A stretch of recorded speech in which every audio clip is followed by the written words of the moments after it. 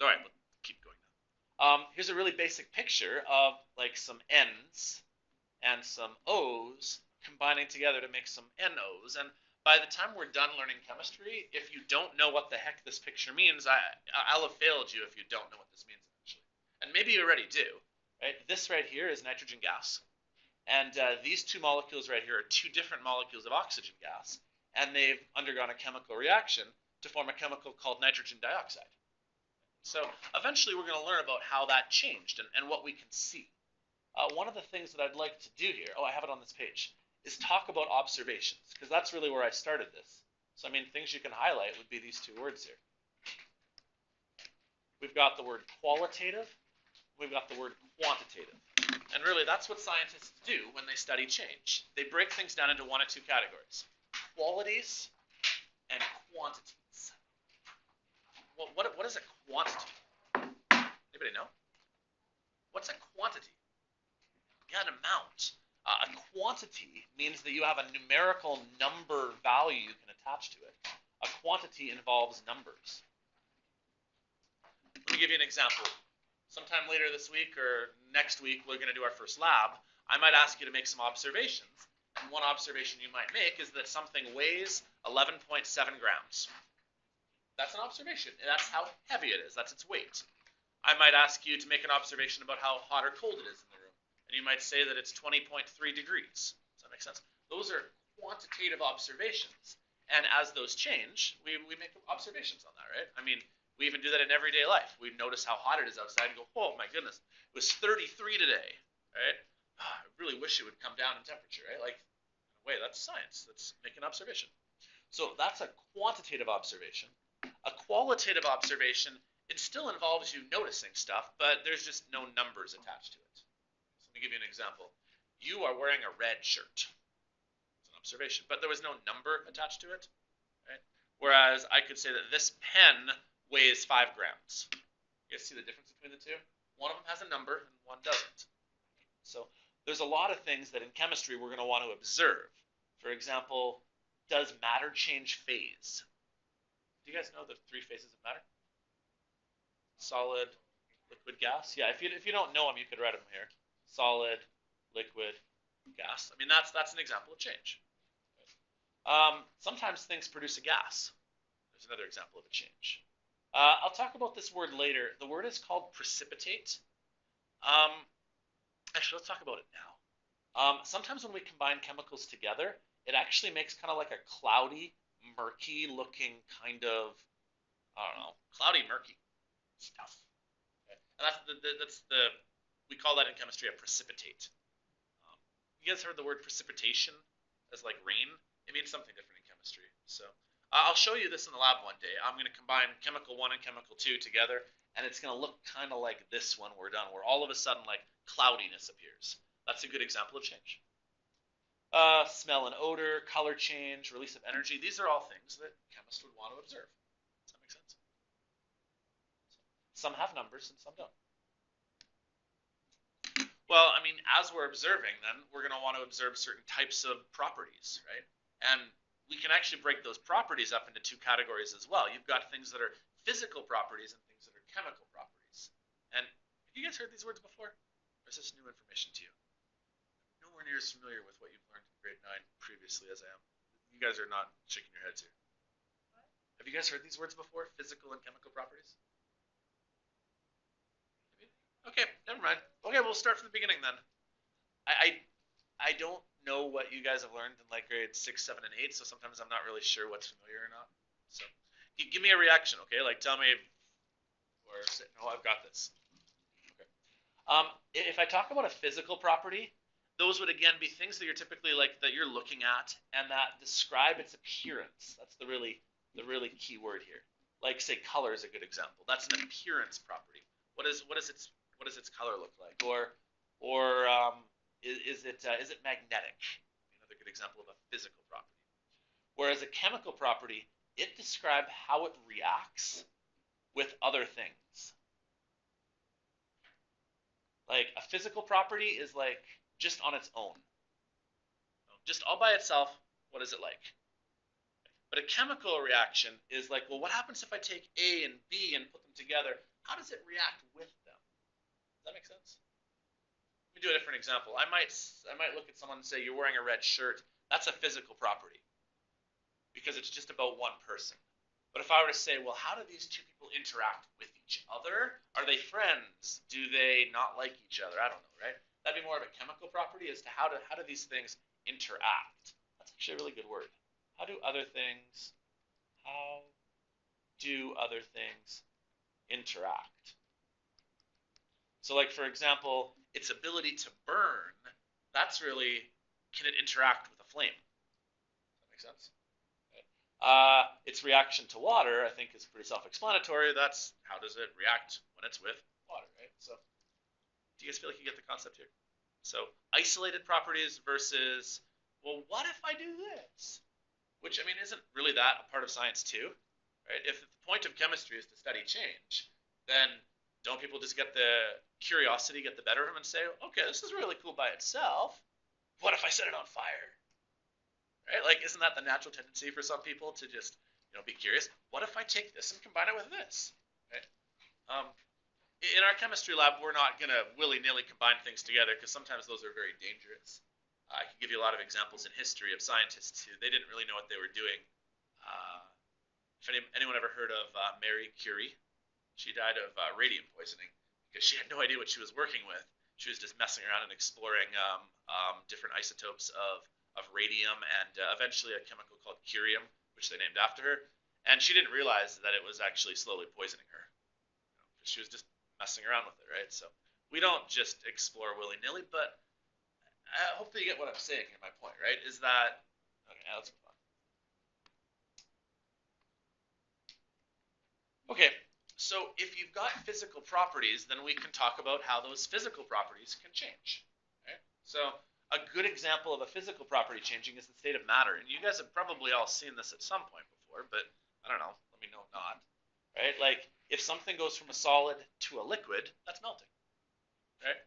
Is it still the same chemical substance, though? Like, it hasn't changed. What's the chemical formula for water? Does anybody know? Yeah, H2O, right? Well, is it still H2O when it's in ice format? Yeah. Is it still H2O when it's in this format here? Has it actually interacted with something else? No, if we were to take water and add it to sodium and then have it form sodium hydroxide and oxygen gas, okay, well, that's more of a chemical property, but here we're just talking about water just all on its lonesome, right? And so this would be a good example of a physical change, where you change the water from solid to liquid or liquid to gas or gas, So have you guys seen some of these words before then? Like condensation. Sometimes things can go directly from solid to gas and skip the middle step. So the words are sublimation and deposition. So you may want to highlight those if you haven't seen those words before. So one of the things we're going to want to do, and this is actually what we're going to do in our first lab, is we're going to want to be able to identify just basic physical changes. Right? Here's the real key, though. It may have an altered appearance, but the chemical structure has not been changed because it hasn't actually interacted with something else to change it. It's still the same object. I've got a picture of a pop can on there. If I take the pop can and I crumple it up, it's still a pop can, right? But if I take the pop can and I dissolve it in hydrochloric acid, you see the difference there? Then it's no longer a pop can because it's dissolved. If I've got this sheet of paper right here, what are some of its physical properties? It's flat. It's flappable. It's solid. It's white with some black on it. Right? Okay, I've now changed some of its physical properties. It's not really flappable anymore. But is it still white? Is there still black on it somewhere? Is it still a solid? Right? Now, what if I were to rip it in half? Well, it's in two pieces, but I really haven't changed its physical properties. What if I were to light it on fire? Now it's different. Most people like that sort of idea there of the let's light it on fire. Right? You get what I'm saying here, though, right? Is that if we lit this thing on fire, now it's chemically different because it's no longer paper. It's now ash, and it's turned into something else. Okay. So I'd like you guys to know some of these words here for some of the physical properties that we might measure. And I've already mentioned a few of them, but here's a pretty good list. Maybe like star or highlight this, because to me this screams like a great question I might ask you one day. Right? Name me some physical properties of matter. So let's talk through them. Color. You guys have heard of color before, right? Like, we need to go through that one. Anybody know what luster is? Yeah, yeah, like how much gleam or shine it has off of it. That'd be a good way of putting it. Melting point and boiling point. Let me give you a good example here. This piece of paper here. Not that I expect it to melt, because usually if I set it on fire, it burns first. But in theory, it could melt, right? And so if I wanted this to melt into liquid paper, it maybe needs like 2,000 degrees Celsius. But at the end of the day, that's still a physical property, because if I crumple it up, did that change its melting point? If it was going to melt at 1,000 degrees Celsius, it's still going to melt at 1,000 degrees Celsius. You know what I'm saying there? So, how hard it is. I think that one kind of makes sense on its own. These are two words that often I find students don't know. The first one, you say it, here's how you pronounce it. It's malleability. Malleability. And the second one is ductility. Has anyone ever heard those words before? You have. Do you want to throw a definition out first? Malleability is like Close. Malleability is usually referred to that in like everyday life, but in chemistry it has a slightly different connotation, but it's close to that. Let me add to that though. Malleability means that you can make it into like a sheet of something. For example, if I had like tin foil or like aluminum foil would be a good example, right?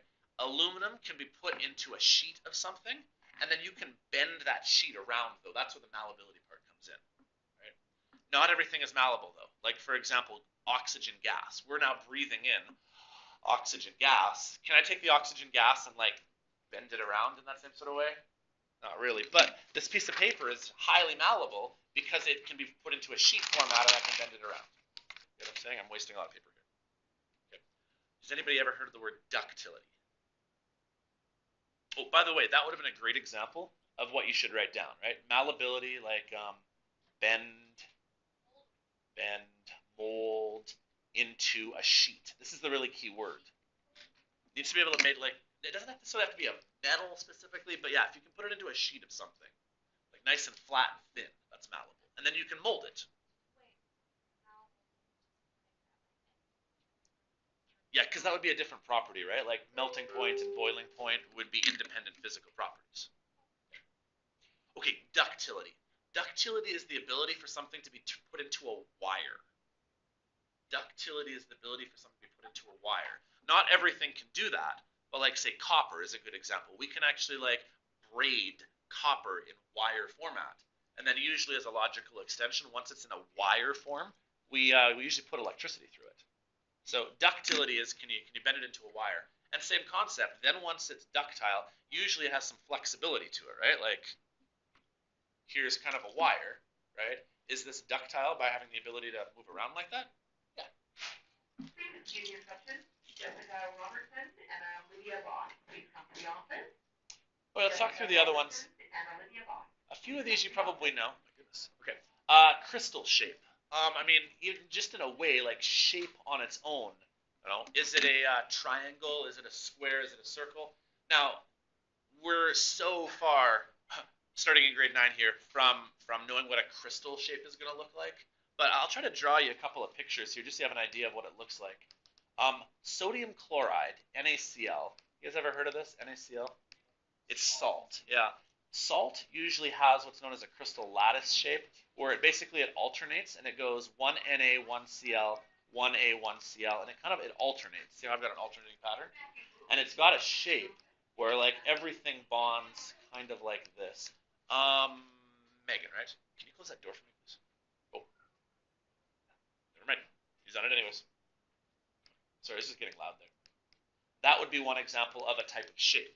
But another compound might look more like this. Calcium bonds to this chlorine and to this chlorine, and then this chlorine bonds to this calcium and this chlorine and this chlorine. You see how my shape is just a little bit different in terms of how it looks? This one here was like a straight up grid, and this one here was more of like a diamond shape. Okay, now, you'll learn about that if you take chemistry from me in grade 12, so it's a long ways off. But that would be a good example of a physical property, is like, what shape does it make when it bonds? Does anybody know the word solubility? Heard that before? Say that again. Solutes part of solubility. What does it mean if something is soluble? That's the key word. You got it. Yeah. Solubility means it can dissolve. There are certain things that dissolve well, some that don't. For example, oil and water do not usually dissolve very well. If you go boating, for example, in the summertime, and you get like a little bit of gas from your boat spilled on top of the surface of the water, you can actually see that like it sits on top of the water. But like say Kool-Aid crystals dissolve usually really well, right? You put in the solid crystals, you stir it all up, and then the solid is gone because they dissolved. Density. Anybody know what density is? It's not how heavy something is. Take a stab at it. That'll work. Yeah. Density is really like how thick and how much stuff is shoved together, right? And so if you have, let me give you an example here. This thing right here, my little board right here, it takes up this much space. Let's say it weighs 1 gram. That's not very dense. But let's say that this exact same space weighed 1,000 grams. Then it's a lot more dense. Density usually has to do with how heavy you can shove, the more stuff you can put into a smaller area. So usually what it means is you either have an object that's the same size but heavier, or you have the same mass but like you squish it in. Okay.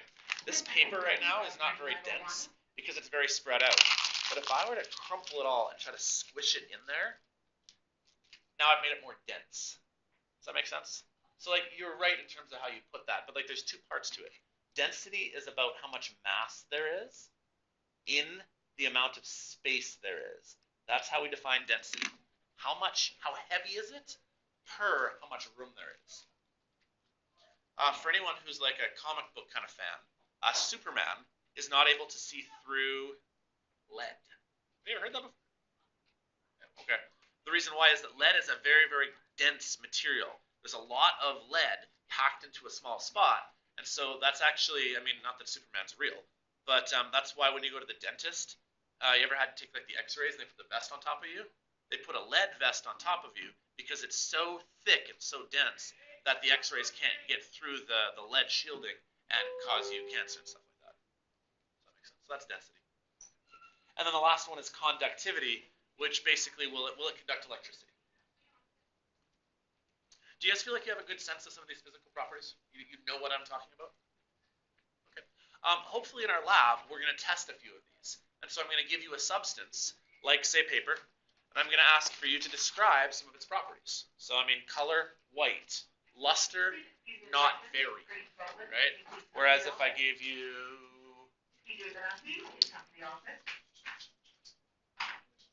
Kinsey Adams photo, color, silver, luster, yeah, kind of shiny.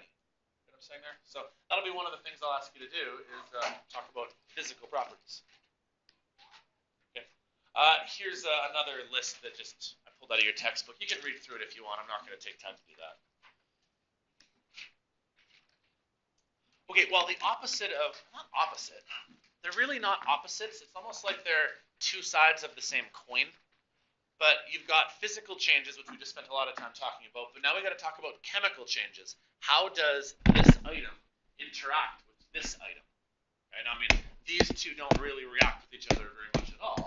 But there are some chemicals where if you put them directly next to each other, I mean, they could in theory even explode, right? Not everything explodes, obviously, but they do have chemical properties. So here are a couple of things that you might want to observe that we consider chemical properties. Like, how does heat involve? You know, if they do explode, you'd know because there'd be heat given off, or light given off, or you'd be able to smell them, or you'd hear something. So I think I have another slide here. Yeah, here it is. Here's some more examples of things that you can use as evidence of change to tell you whether something chemically has changed. So changes in colors, formations of solids and gases, releases of energy. Those would be good examples of chemical change. So as a little activity here, let's go through all of these different things on this this grid here and try to label them as either physical or chemical and make sure you have the concept. So if you were to break a window, physical change or chemical change? Physical, yeah. You haven't changed. It's still glass. It's just broken glass, so that's physical. What if you bake a cake? Chemical change, because you used to have baking soda and water and flour, but now it's cake, right? Like baking soda tastes horrible, cake tastes wonderful, right? Like there's a huge difference there. Cutting up bread, yeah, it's still bread. Crushing a pop can, yeah, you guys seem to get the idea. Frying an egg, it's different, yeah. One good way of at first knowing whether it's chemical or physical is thinking about whether you can reverse it. Okay, can I uncrush a soda can? Yeah, and it might not be easy, but it's possible. Can you unfry an egg and put it back into the earth? Yeah, it's not really doable that way. So now that's not a catch-all rule, by the way. Like that does not solve every single physical versus chemical idea, but it's a good way to think of it. Okay. Ice melting. Oh, yeah, here's a good one. Using batteries. That's a chemical change because you might even notice when the battery is dead, sometimes you can even see like the buildup of some of the acid deposition on the outside of the battery. You ever seen that before? Like a little bit of like a white kind of goop coming through there. Like there is a change there. Yeah. What about fireworks? Yeah, and one of the best reasons you know that is because it gives off light, it gives off heat, it gives off sound. Those are good indicators of chemical. Which really, I think fire kind of fits in the same one there. What about car crash? Yeah, unless something like catastrophic happens, right? Like if like the car were to start lighting on fire, that would be different, right? But if we're just talking a fender bender, it's probably physical. But you get what I'm saying? Like one could lead to the next, right? The act of physically changing the gas tank could then cause it to rupture and then cause the gas to undergo a chemical reaction. Popcorn? Yeah. And chopping wood. Good. You guys are all stars. I think you'll get the idea. Sweet. Okay, let's move forward then. The last thing I got to talk about here then is when we're looking at our properties of stuff, we also want to classify it in terms of how it combines together. And so we use this catch-all term called matter. You guys have heard the word matter before? Not in like the phrase like what's the matter, but like the chemistry word matter. Okay. Let me give you a definition of matter. Okay. Matter is anything that takes up space and has mass. Essentially, matter is stuff. Okay? Like, this is matter. You are made out of matter. Okay? Fire is not matter, though. Because fire doesn't actually have mass to it. Fire is just the release of energy. So although that energy might be in a physical space, it doesn't actually weigh anything. Like, you can't weigh a flame. Does that make sense? So we want to talk then, like, what is our stuff made out of? So, I mean, stuff is a good catch-all term for what we call matter, but if I ever ask you the technical definition, this is the technical definition. It has to take up some sort of room. It has to weigh something. Okay, that is stuff. Maybe you've seen like a flowchart diagram like this. Atoms, which would be things like, say, carbon or hydrogen. Probably heard of some of those before. Those are atoms. Molecules are what happens when they combine together to turn into things like water or salt. That would be things like H2O or NaCl. Like carbon and hydrogen, we often used to use letters to represent them. Maybe I'm going too fast here. Have you guys seen like C for carbon, H for hydrogen, O for oxygen? You guys ever heard that before? Okay. And if you put them together and you get H2O and NaCl, those are molecules. So atoms are by themselves. Molecules are when you put them together. Like, say, CO2. Ever heard of this one? What's CO2? Okay, cool. You guys heard this. Okay.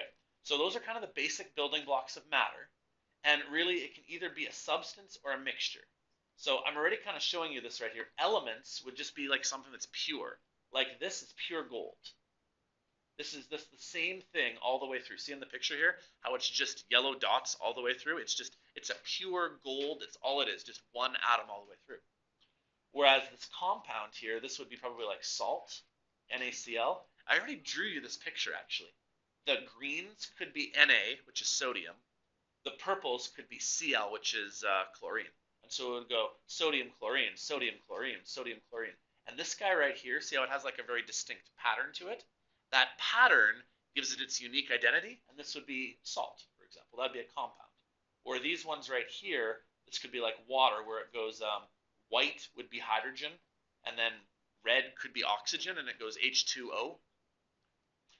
These things right here, we would call them like they're very uniform. You guys ever heard that word before? Like not school uniform, but do you know what uniform means? Like it means they're all that's the word, they're all the same. It's very consistent. These are things that are very consistent.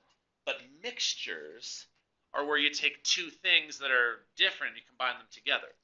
Like for example, like this leaf right here. It's not all exactly the same, right? Because like there's the stem of the leaf, and then there's like the crinkly part of the leaf. You know what I'm talking about? And so even though it's all one item, like there are different like parts to it. And so there's two different types of mixtures, and you can say these words in different ways. You can either call it a homogeneous and a heterogeneous mixture, or you can call it homogeneous and heterogeneous. Like it doesn't really matter quite how you say it. But really, this means that it's more or less the same. More or less the same. Whereas these guys right here, you can actually visibly see the different parts to it. And I want to do some examples on the next slide to kind of help give you some more visuals. Here's some pictures. So here's some atoms. This could be like just carbon or just oxygen. See how it's very consistent? But it's just one thing. Whereas these guys right here are compounds. This could be like NO3. The yellow thing could be a nitrogen, which is N. And then the white pieces could be oxygens. There's 3 of them afterwards. But see how it's very consistent here? But this guy right here, this is the different one. This is now a mixture, right? Because you've got a little of this and a little of that and a little of this. So mixtures are when you combine them together. But did they chemically change though? Is this thing different? It's not different, it's just there's one here and there's one here. And I've taken one of these and I've put them here and here. Let me try a different example here. Let's see how this works here. You guys right now are a mixture of people, right? Because there's a person here and a person here and a person here and a person here. Does that make sense? Like you guys are all mixed up like this, right? Whereas if I were to look at, I got a good picture here. I'm going to go to this one here. Take pudding, for example. Pudding is a mixture because there's more than one thing in pudding, right? We know there's some milk, there's some chocolate sauce, right? And when you stir it all together, there's clearly more than one thing inside the pudding. Does that make sense? Okay, that's one type of mixture. That's the homogeneous mixture where it looks the same all the way through. You can't really tell the difference. But if you had a microscope, it would look like this, where you'd see a milk particle and you'd see a chocolate particle. You know what I'm saying here? But you really can't tell unless you look at a microscope. That's one type of mixture. That's a homogeneous mixture. A heterogeneous mixture would be like us in the classroom. You guys are all different, but like I can visibly see the differences because you guys all look different. What if I was looking at you guys from space though? Would I be able to, well, not space. Let's say I was like way up high though, right? And you looked really small. Would I be able to actually tell that Dylan looked different than Megan from like way up in the sky? I would just see a blob, right? You both look like people. Do you kind of get where I'm going with this one here? If you can visibly see the differences, it's a heterogeneous mixture. Like say this Chex Mix, like trail mix right here. I can see that there's a Smartie. I can see there's a raisin. I can see there's a peanut. Clearly there are different parts to this mixture. We call that a heterogeneous mixture. Visible components are different. But a homogeneous mixture, yes, there are different things there, but I wouldn't be able to tell unless I really zoomed in. Get the idea? By the way, sorry, I should point out, I'm bad at hopping around in notes, so I need to apologize beforehand, but like I will fast forward to other slides as I find something I need, so just bear with me when I do that. So let me go back here. Okay, you guys feel like you get the concept so far? Okay, let me move forward to this slide here then. So a mixture, here's a pure, right? All purples, all greens, whatever they are, I don't care what they are, but put them together, it's a mixture. Right now, can I see the differences? Heterogeneous. Zoom way out, and it just looks like a purpley green blur, and I can't actually pick it out. Homogeneous, or homogeneous. Okay, let's move forward. There's actually a couple of different ways that you can have a heterogeneous mixture. There's mechanical mixtures, there's suspensions, and there's colloids. Okay. Each one of these pictures is actually an example of one. This right here is a mechanical mixture. Okay. A suspension would be something like my kid's medicine. My daughter's got sick recently. You know, the first thing you're supposed to do before you give them the medicine, shake it up. Ever heard that before? Because sometimes it actually like separates into layers, where there's like one layer on top and one layer on the bottom, right? And so if you give it a good shake, then it'll actually be able to be all mixed all the way throughout. It's actually really important with medicine too, because sometimes what ends up happening is in the medicine bottle, like there's the active ingredient, which is the thing that's supposed to actually help you, but then there's like other stuff, right? Like there's cherry flavor too. You know what I mean? So if all of the cherry flavor sugary stuff is at the bottom, and if all of the actual medicine goes to the top, if I don't actually, well, what's worse, if I'm trying to dose my 3-year-old, I might give her way too much medicine and she'd get sick from that. Does that make sense? So if it's going to separate into layers in like a suspension, sometimes you might want to shake it up first so that it's evenly distributed. Milk is actually an example of something called a colloid, where milk looks more or less the same if you don't look really close. But you know how milk has like fat and cream in it? You know how there's like 1% milk, 2% milk, whole milk, and skim milk and stuff like that? If you look closely, you'll actually be able to tell there's actually some different layers to milk to some degree. But usually, again, it gets shaken up a little bit. So I think I have notes on that on the next slide here. Well, here's another picture of it. Hopefully you kind of get the idea of the categories then. Matter is basically everything, right? If it's stuff, it's matter. Either it's pure or it's a mixture, and then there's different types of pure things and mixtures. Oh, I guess I'm done.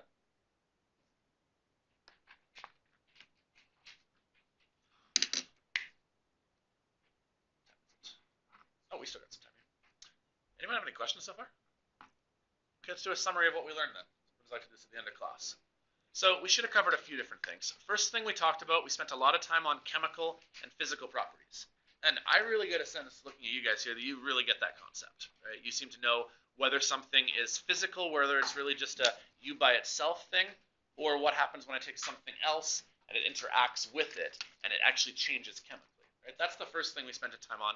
And the second thing we spent time on was right at the end here. Do you know all of your terminologies for categories of matter? Right? And could you identify things? So, for example, if I told you carbon dioxide, what category on this thing right here would carbon dioxide fit into? It's a compound, yeah. Carbon dioxide is not just a single element by itself. It's got carbons and oxygens, so it's a compound. What if I gave you air? Air. There's the thing. Air is an oxygen and nitrogen and carbon dioxide. So which category does it fit into? Well, it's a mixture, but what type of mixture then?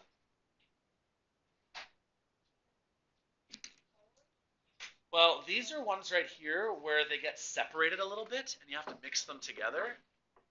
Mechanical mixture, you can see the actual differences between them.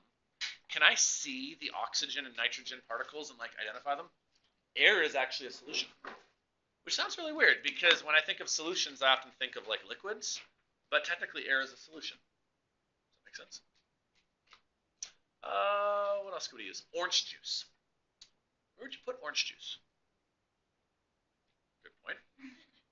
Or the fridge. Because it gets really bad if it doesn't go in the fridge. Like, it's really gross. Where would you put orange juice on here, though? Depends on the type of orange juice. What if it was no pulp orange juice? Probably a solution then. I'd probably say a solution, because if there was no pulp in it, can you see any differences in the orange juice, or does it more or less look the same all the way throughout? Right, like I'm talking like Sunny D, for example, right? When you buy a bottle of Sunny D, do you see anything different when you look at it, or does it look more or less just like golden yellow liquid, right? But what if there was pulp in it? Well, if there was a lot of pulp, maybe you'd call it a mechanical mixture, because literally you could like reach in and grab the pulp out. And that's what defines something as a mechanical mixture, is can you actually physically reach in, grab it, and take it out, separate it, right? Whereas if it was like kind of low pulp, it's probably more like a suspension then. Because the suspension is more likely to be like, you need to kind of shake it up a little bit and mix it. Otherwise, all the pulp kind of goes to the top of your orange juice, and maybe you like that, maybe you don't. Yeah, I really like pulp, but my wife hates it. So like, we either have to have like extra pulp orange juice or no pulp orange juice. Let me think of one more example here, and then we'll color a day. Neon. Where would you put neon on this chart? Well, no, just neon itself. Just neon gas. It's an element, yeah. How do you guys know if it's an element? Where do we find those? Yeah, on the periodic table, and I'm going to get you guys a periodic table probably tomorrow. We don't really need it today yet. But if you know of something that goes on a periodic table, that makes it an element. So, okay, I feel like I'm losing you guys here a bit, so why don't we call this a day for now? I'm going to stop my recording because it's kind of the end of my lesson, and I'll show you what this will look like when I'm done. So.